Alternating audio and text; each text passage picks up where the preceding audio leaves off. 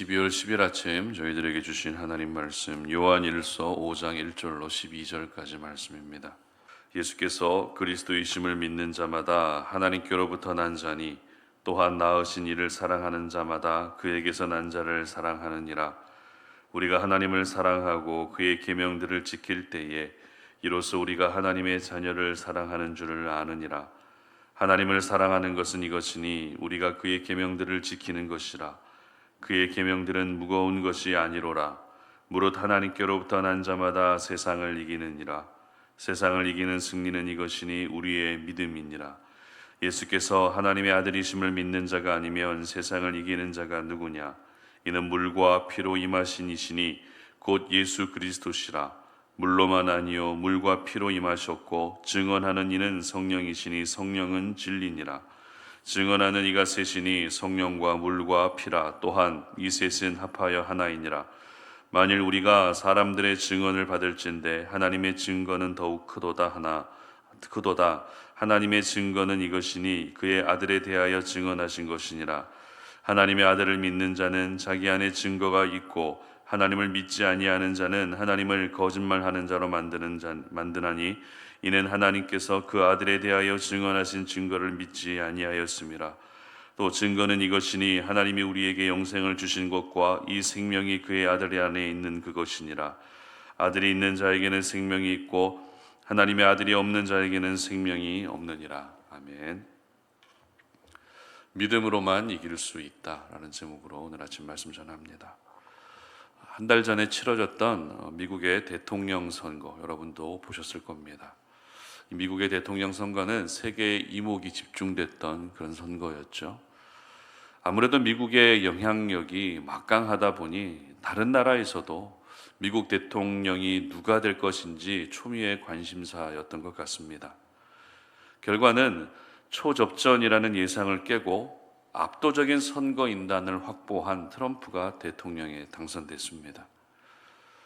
트럼프가 외치는 구호는 항상 미국 우선주의였기 때문에 우리나라뿐만 아니라 다른 나라의 많은 사람들은 트럼프보다 해리스가 됐으면 하는 그런 마음이 더 컸지만 결과는 트럼프가 재선된 것입니다. 이렇게 접전이라는 예상을 깨고 다시 재선될 수 있었던 이유에 대해서 미국 우선주의 정책이 다른 나라에는 불리하지만 미국인들에게는 유리하게 작용했기 때문이라고 전문가들은 분석합니다. 그리고 선거에서 승리할 수 있었던 다른 이유 중에는 언론을 통해서 소통하는 것이 아니라 트위터를 통해서 국민들과 직접 소통했기 때문이라는 그런 분석도 있습니다. 이처럼 선거에서 승리할 수 있었던 이유가 분명히 있었다는 것입니다. 이유 없는 승리는 없다는 것입니다. 그 이유가 상황에 따라서 그리고 상대에 따라서 조금씩 달라질 수는 있지만 승리의 요인은 분명히 있다는 것입니다. 오늘 우리가 살펴보게 될 요한일서 5장은 하나님의 사람들에게 승리의 요인이 무엇인지를 정확하게 기록하고 있는 말씀입니다. 먼저 결론부터 말씀드리면 바로 믿음으로만 이길 수 있다는 것입니다. 정치인들에게는 어떤 정책과 공약이 승리의 요인이라면 하나님의 사람들에게는 믿음이 승리의 요인입니다. 운동선수들에게는 경기력이나 체력과 같은 것이 승리 요인이라면 하나님의 자녀들에게는 믿음이 승리 요인이라는 것입니다. 특별히 사도 요한은 우리의 승리 요인이라 할 수 있는 믿음의 대상이 누구여야 하는지를 말씀하고 있는데요. 1절 상반절 말씀 보시기 바랍니다. 예수께서 그리스도이심을 믿는 자마다 이렇게 기록하고 있습니다. 그리고 5절도 보시기 바랍니다.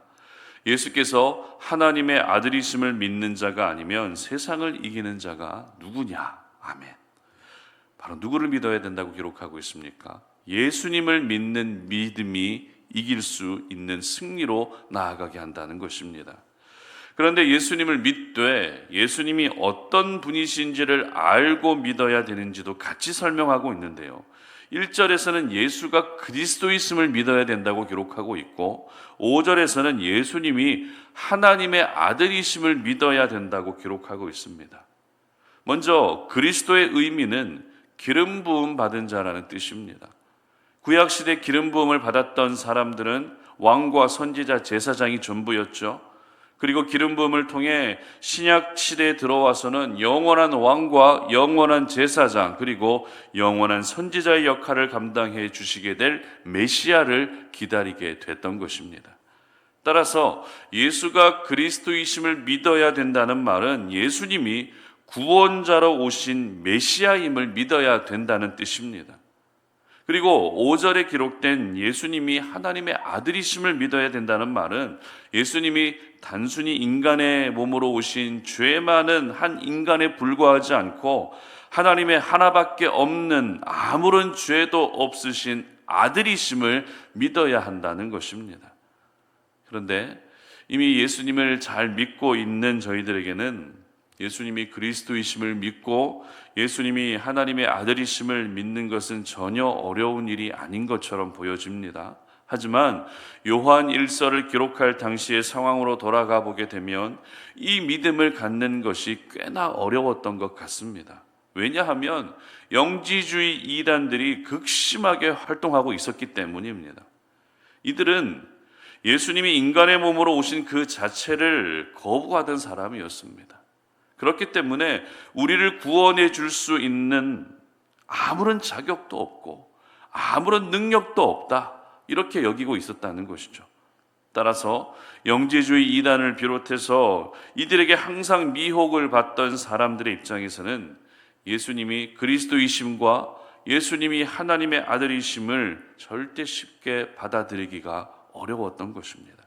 그래서 사도 요한은 예수님이 그리스도이시고 예수님이 하나님의 아들이라는 것을 증명하기 위해서 이어지는 말씀에서 어떻게 기록하고 있는가 하면 성령과 물과 피로써 이 사실들이 함께 증명됐다라고 기록하고 있습니다.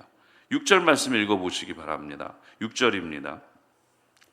이는 물과 피로 임하신 이시니 곧 예수 그리스도시라. 물로만 아니요 물과 피로 임하셨고 증언하는 이는 성령이시니 성령은 진리니라. 아멘. 여기서 물로 증언했다는 것은 예수님이 세례를 받으시는 사건을 의미하죠. 예수님은 세례 요한에게 세례를 받으실 때 하늘로부터 음성이 들려왔습니다. 어떤 음성이었습니까? 이는 내 사랑하는 아들이요 내 기뻐하는 자라는 음성이었습니다. 즉 예수님이 하나님의 아들이심이 증거됐다는 것입니다. 그리고 피를 통해 증거됐다는 것은 예수님의 십자가 사건을 의미합니다. 예수님은 십자가 위에서 모든 물과 피를 쏟으시며 우리를 죄에서 구원해 주셨습니다. 유대인들은 로마의 압제에서 구원해 줄 정치적인 메시아를 기다리고 있었지만 하나님이 우리에게 약속하신 구원은 바로 죄와 사망에서의 구원이었던 것입니다. 즉 예수님이 진정한 메시아이심이 증명됐다는 것입니다. 그리고 성령으로 증언됐다는 것은 이 모든 사실을 하나님의 영이신 성령님께서 직접 증거하시고 증언하신다는 뜻입니다. 그래서 사도 요한이 기록한 복음서 요한복음 14장 26절을 제가 읽어드리겠습니다. 보혜사 곧 아버지께서 내 이름으로 보내실 성령 그가 너희에게 모든 것을 가르치고 내가 너희에게 말한 모든 것을 생각나게 하리라. 아멘. 예수님은 제자들에게 성령을 약속하시면서 이 성령이 하시게 될 사역에 대해서 소개합니다. 성령이 하시게 될 사역은 가르치시고 생각나게 하시는 것, 다시 말해 예수님에 관한 모든 것을 증언하시는 사역이 바로 성령의 사역이었던 것입니다. 이처럼 물과 피와 성령이 함께 증언했던 것은 오직 한 분, 예수님이 그리스도이시고 예수님이 하나님의 아들이심이 증언된 것입니다. 따라서 우리는 예수님이 그리스도이심을 부인하지 말고 믿을 수 있어야 되는 것입니다. 예수님이 하나님의 아들이심을 부인하지 말고 반드시 믿어야 하는 것입니다. 바로 이 믿음이 우리가 이 세상 가운데서도 항상 이기고 승리할 수 있는 그런 길이 되는 것입니다. 그렇다면 예수님이 그리스도이심을 믿고 예수님이 하나님의 아들이심을 믿는다는 것은 구체적으로 무엇을 말할까요? 그런데 이미 우리는 앞서 말씀드린 것처럼 이 사실을 다 믿고 있습니다. 예수님이 그리스도이시고 예수님이 하나님의 아들이심을 다 믿고 있기 때문에 오늘의 이 말씀이 내게 그렇게 와닿지는 않고 그저 머리로만 기억될 수 있는 말씀으로 남을 수도 있다는 것입니다. 하지만 오늘 본문에 기록된 믿는다라고 하는 이 단어는 무조건적인 맹목적인 믿음이 아닙니다. 지식적인 정보 차원에서의 믿음도 아닙니다. 오늘 본문에 기록된 믿음은 바로 확신에 기반한 믿음이라는 것입니다. 여러분, 확신이 무엇입니까? 확신은 흔들리지 않는 것을 말합니다. 타협하지 않는 것을 말합니다. 상황에 따라서 이리저리 바꾸지 않는 것을 말합니다. 따라서 세상을 이기는 믿음이란 내가 믿고 있는 예수님이 반드시 나를 이기게 하실 것을 어떻게 하는 거라고요? 확신하는 것입니다. 그리스도이시며 하나님의 아들이신 예수님이 나를 승리하게 하실 것을 확신하는 것입니다. 그러므로 오늘을 시작하는 이 시간 우리가 하나님께 올려드려야 될 기도 제목은 분명합니다. 하나님, 내 믿음이 절대 흔들리지 않게 하시고 모든 상황 가운데서도 반드시 이기게 하실 것을 믿을 수 있는 확신에 찬 믿음을 허락해 주시옵소서. 이것을 기도할 수 있어야 되는 것입니다. 이단들의 미혹에도 넘어가지 않고 이해되지 않는 상황을 겪으면서도 믿음이 무너지지 않게 하시고 고난의 연속 가운데서도 결국에는 이기게 하실 것을 확신하는 그 믿음을 구할 수 있어야 되는 것입니다. 바로 이 믿음이 세상에서 우리를 항상 승리하게 하는 믿음이 되는 것입니다. 우리가 살고 있는 이 세상은 공중권세 잡은 자가 아직도 여전히 역사하는 세상입니다. 그러나 예수님이 그리스도이시고 예수님이 하나님의 아들이심을 확신하는 믿음만 가지고 있다면 우리는 두려워할 필요가 없습니다. 바라기는 이미 세상을 이기신 예수님을 전적으로 신뢰하는 믿음, 온전히 확신하는 그 믿음을 통해서 세상의 여러 가지 유혹과 공격 속에서도 항상 맞서 싸워 이길 수 있으시기를 주님의 이름으로 축복합니다. 함께 기도하겠습니다. 하나님 감사합니다. 오늘도 이 아침에 하나님 앞에 나와 기도합니다. 우리의 연약한 믿음, 우리의 부족한 믿음을 주님 앞에 내어드리고 이 땅을 살아갈 때 세상을 이길 수 있는 그런 확신에 찬 믿음을 구하며 나아가오니 우리 사랑하는 송탄 올인의 모든 지체들이 이리저리 흔들리는 믿음이 되지 않게 하시고 상황에 따라서 변하는 믿음도 되지 않게 하시고 한결같이 하나님을 전적으로 신뢰하며 예수가 그리스도이시고 예수가 하나님의 아들이심을 믿는 그 믿음이 나를 결국에는 이기게 한다는 확신으로 오늘도 승리할 수 있도록 도와주시옵소서. 감사드리며 예수님의 이름으로 기도드립니다. 아멘.